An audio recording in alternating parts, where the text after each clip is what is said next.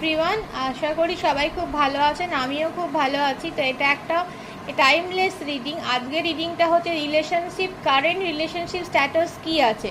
প্রথম কার্ডটা আমাদের শো করছে যে আপনাদের রিলেশনশিপে অনেকে ইন্টারফেয়ারেন্স করছে বা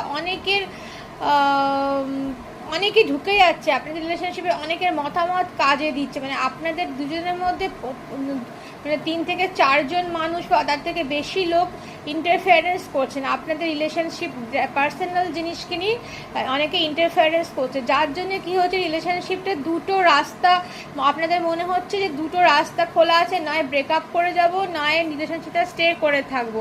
কিন্তু কার্ডসের গাইডেন্স হচ্ছে যে রিলেশনশিপে দুদিকটা খুব ব্যালেন্স করে চললে কোনো প্রবলেম নেই। কে কী বললো বা অনেকের ইন্টারফারেন্সটা কোনো ম্যাটার করে, নিজেদের আন্ডারস্ট্যান্ডিংটাই খুব ম্যাটার করে। তো কার্ডসের গাইডেন্স হচ্ছে খুব